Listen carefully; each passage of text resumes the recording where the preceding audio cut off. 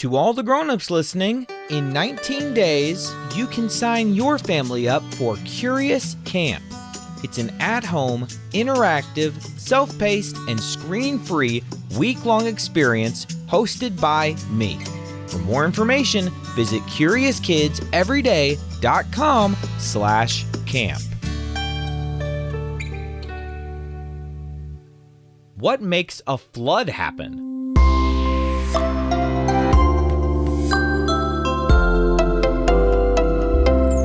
Hi, welcome to Curious Kids Every Day. I'm Josh.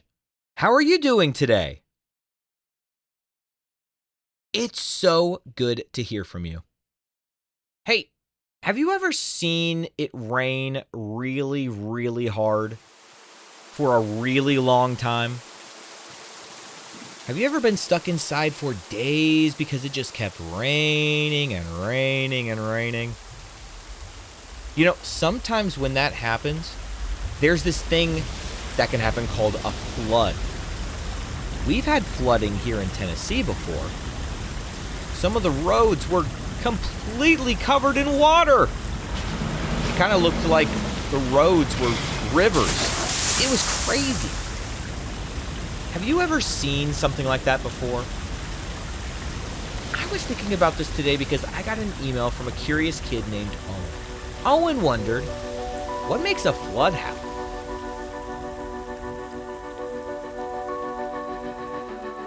Most of the time, the biggest cause for flooding is... I bet you can guess. Yep, what we already talked about. Rain. When rain falls, a few different things can happen to it.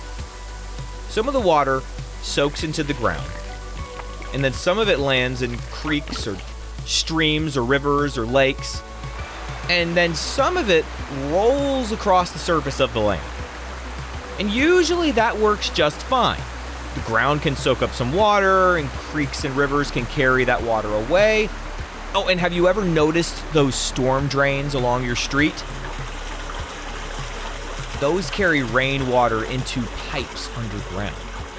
But if too much rain falls too quickly, the water can arrive faster than the land can handle it. The ground might already be completely soaked, or a creek might already be full, or a storm drain might not be able to move the water away fast enough. That is when water starts spreading into places it normally doesn't go.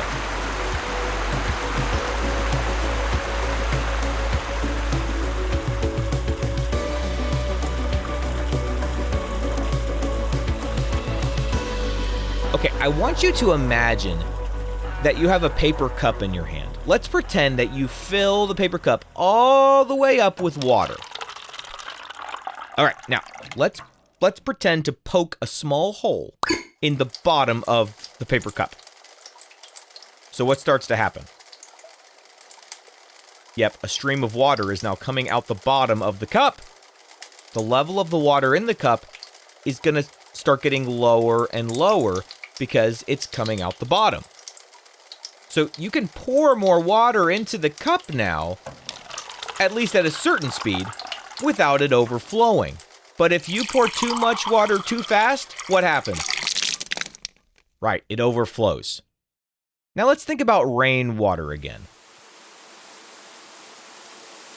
When rain falls on the land, the water can sometimes travel. Like if it's on a hill. If it rains on a hill, it's going to move down the hill. Some of that water trickles into tiny streams, and tiny streams feed to bigger streams, and bigger streams feed into rivers. Most of the time, the river stays inside its normal path, but if too much water flows into the river at once, the river gets higher and higher. Eventually, it can spill over the edges of its normal path, and when that happens, the water spreads out onto the nearby land, and that area will flood. This is why places near rivers can flood even after the rain has stopped, because the water may still be traveling downstream. And there is another kind of flood called a flash flood.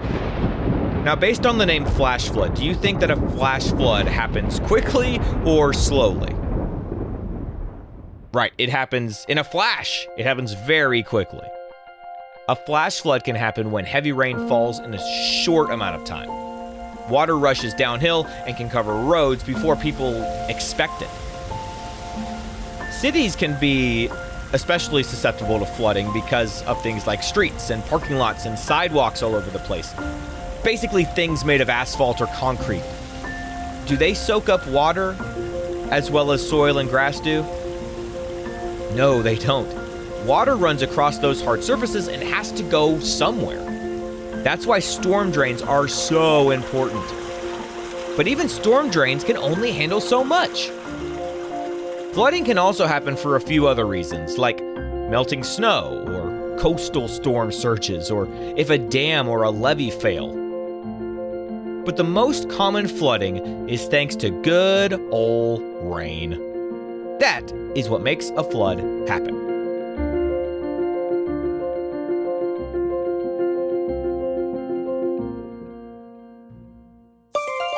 Okay, let's have a quick quiz and see what we learned today.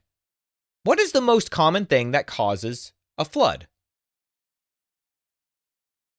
Heavy rain. And what can happen when the ground is already full of water? The excess water runs over the surface instead of soaking in. And why can a river rise over its banks? Because more water enters the river than the river channel can hold. And why can cities flood so quickly? Because of all the concrete and asphalt surfaces which can't soak up water. Let's play true or false. True or false? A flood can happen when water covers land that is usually dry. Yep, that's what a flood is. That's true. True or false? The ground can soak up endless water. False. Think about a sponge. You can pour water on a sponge and it won't drip immediately, but eventually that sponge gets completely filled with water and it starts to drip all over the place. That's how the ground works too. True or false? A flash flood can happen quickly after very heavy rain. That is true. Would you rather be able to control the rain or make it snow whenever you wanted?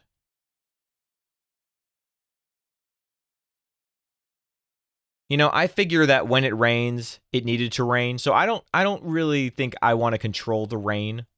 But the snow, if I could make it snow whenever I wanted, now that sounds fun. I think I'll choose to make it snow whenever I wanted. I guess that's kind of the same thing as controlling the rain, though, isn't it? I'm just controlling the frozen rain. All right, let's play a round of What Am I? What am I? I am soft compared to pavement. I can hold water after rain. And when I am full, extra water may run across the top of me. What am I? I am soil, or dirt, or ground. Floods happen because heavy rain can fill up all the places that normally receive rain. The soil underneath us can only take so much liquid in. Same thing for the rivers, and especially storm drains. If it rains more than those places can handle, you get a flood. What is the most water you have ever seen at one time? I guess if you've ever been to the beach, it was probably all that beach water you saw. I've seen floods up close, and even still, the beach is definitely the most water I've ever seen at one time. But even though floods are not as big as the beach, floods can still be pretty big. Just not beach big, I guess. What kind of question do you think we'll ask tomorrow on Curious Kids Every Day? I can't wait to find out. So until then, keep asking questions and stay curious, kids. And we've got some birthdays today. Ness from Edmonton, Alberta is turning 5. Happy birthday, Ness. Felicity from Oregon is turning 5. Happy birthday, Felicity. Beckham from Kansas City is turning 6. Happy birthday, Beckham. Isabel from New York is turning 4. Happy birthday, Isabel. Ava Elise from California is turning 6. Happy birthday, Ava Elise. Oliver from Florida is turning 4. Happy birthday, Oliver. Aaron from Montana is turning 5. Happy birthday, Aaron. Grant from Ohio is turning 5. Happy birthday, Grant.